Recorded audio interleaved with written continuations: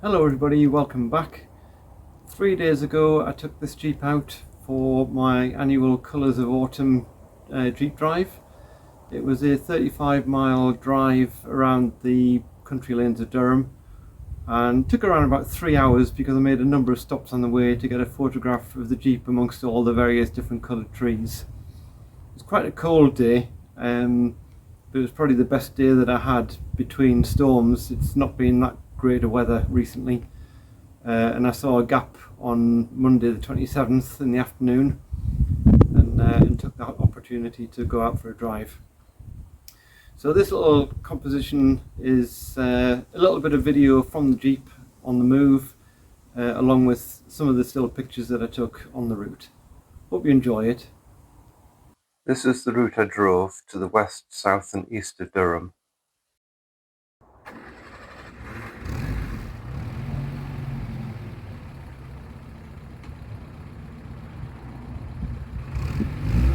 I left home at 1 o'clock in the afternoon, starting the trip heading towards Broome Park.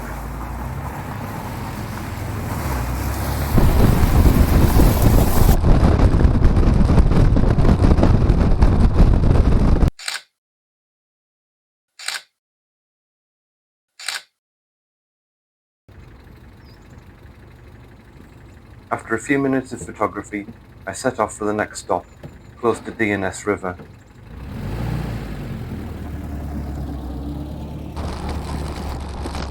The car park was actually in the old D&S Valley Railway, just to the west of Usher Station. The rear view of the Jeep looks back along the old railway.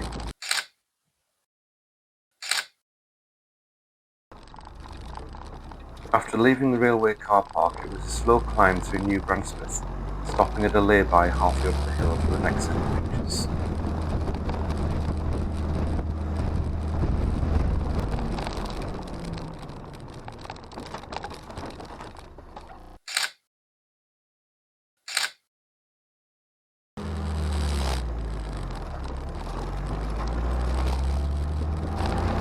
At the top of the hill, I pulled over into a gateway for a view back down the hill.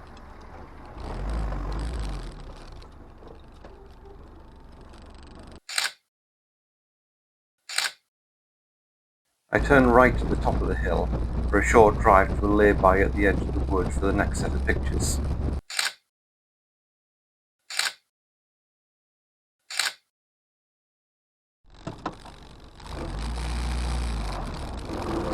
A little further along this road, I turned left into the woodland and stopped again after about 150 yards.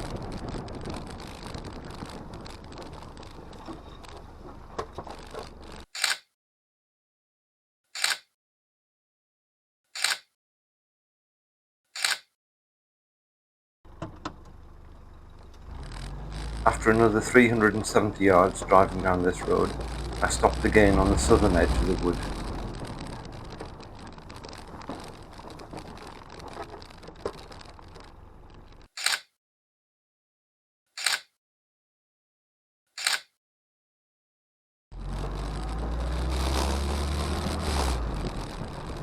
Another 700 yards following the road south was the next stop in a gateway.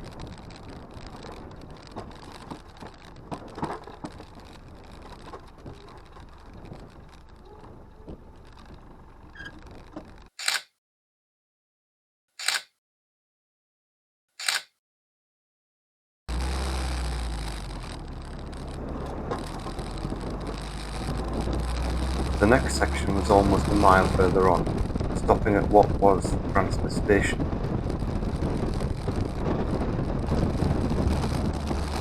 This line once linked up with the D&S Valley line, close to my first stop at Broome Park.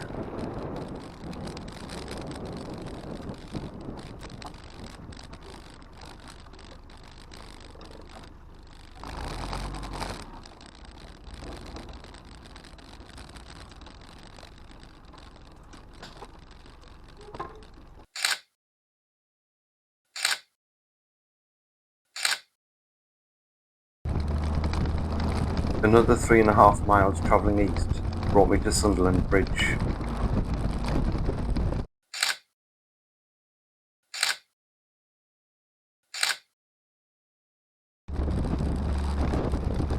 After leaving the stone bridge, I crossed the modern replacement bridge, heading towards Het village, stopping just after passing through the village of Sunderland Bridge.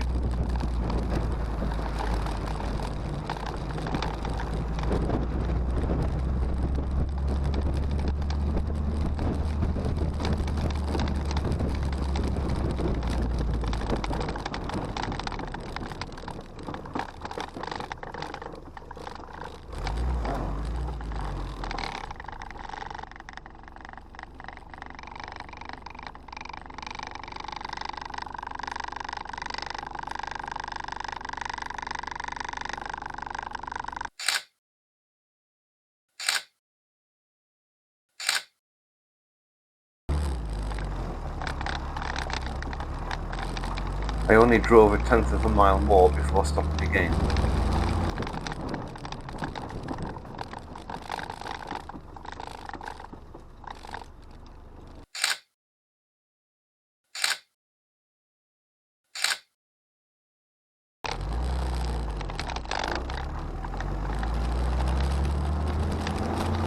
A quarter of a mile later, having crossed the East Coast Main Line, I stopped by another bridge over the railway.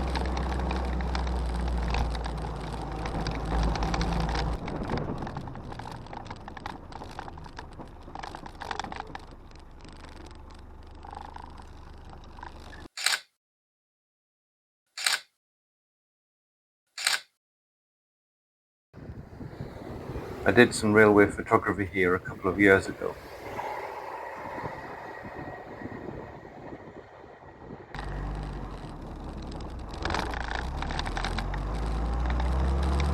Barely 100 yards further on, I stopped once more.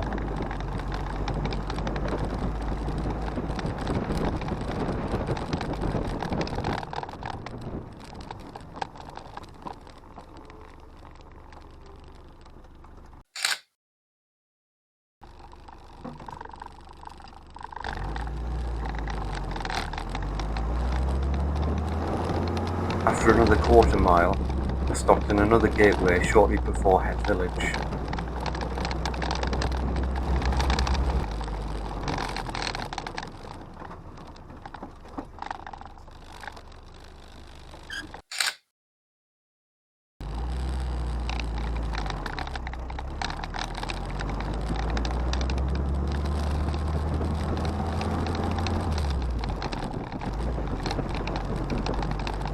The village still has an old listen hut there, which is used as the village hall.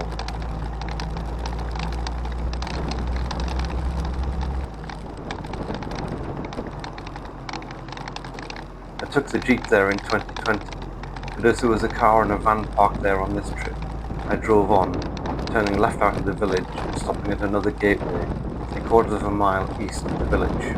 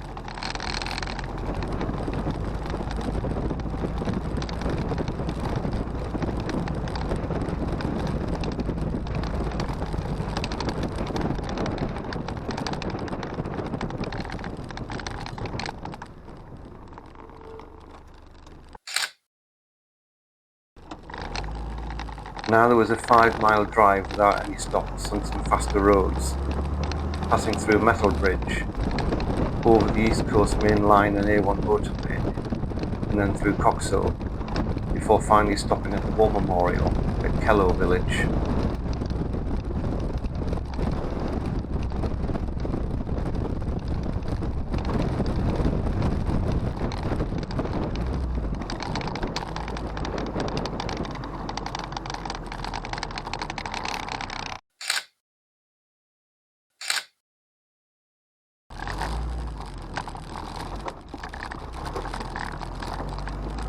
It was then a short half-mile drive to Kellow Church, set amongst the trees, close to a mining memorial that I stopped at during last year's War Memorial tour.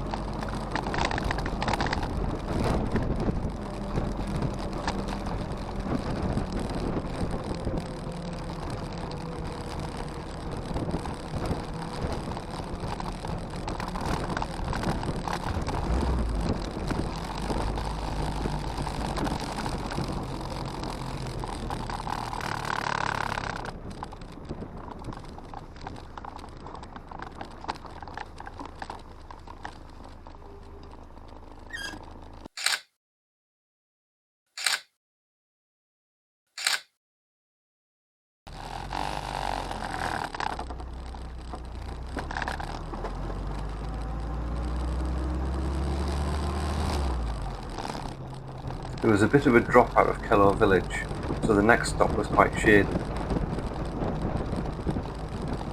It was also 3:30 in the afternoon, and with the clocks changing to Greenwich time over the weekend, the sun was already quite low in the sky.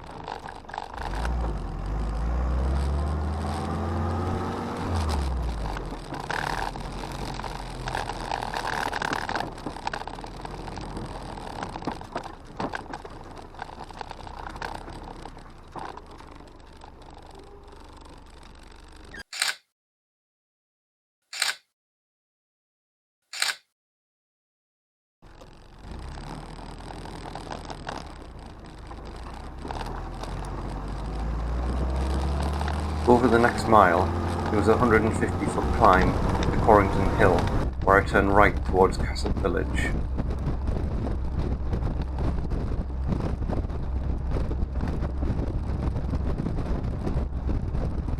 There was a 1940s event here back in 2006 during my second year of Jeep ownership.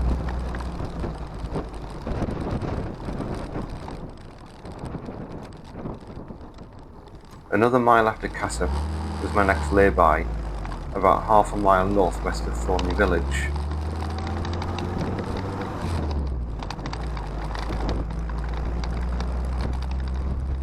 The low sun was dropping behind clouds and the temperature was dropping fast.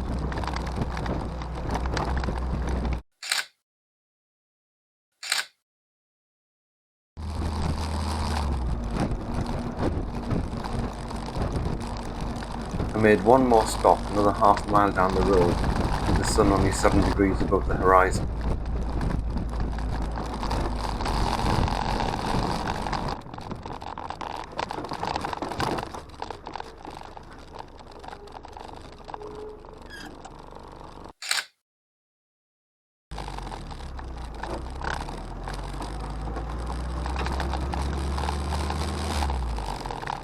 I then set off more in the direction of home. I wanted to make one more stop in a wooded area next to a local church.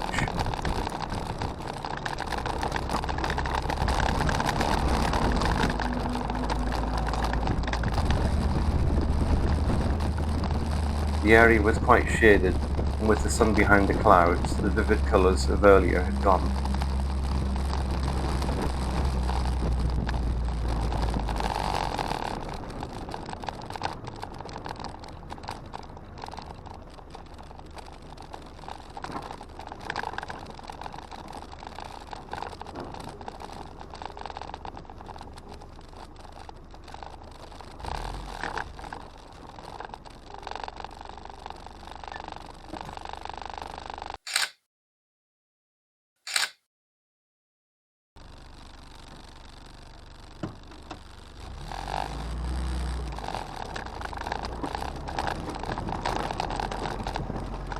I grabbed a few more pictures on the road heading away from the church, and then made my way back home.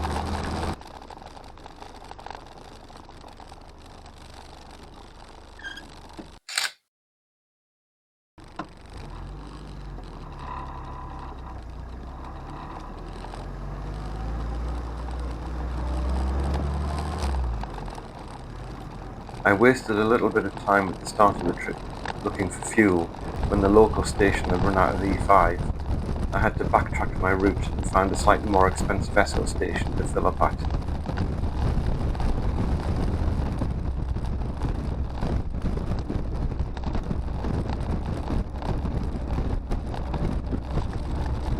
I pulled back onto the drive near enough 3 hours after leaving home, having clocked up 35 miles.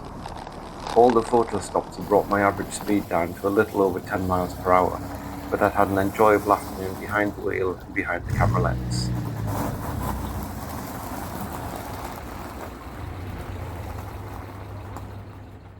Thanks for watching. Please consider liking and subscribing, and check out some of my other videos. Cheers!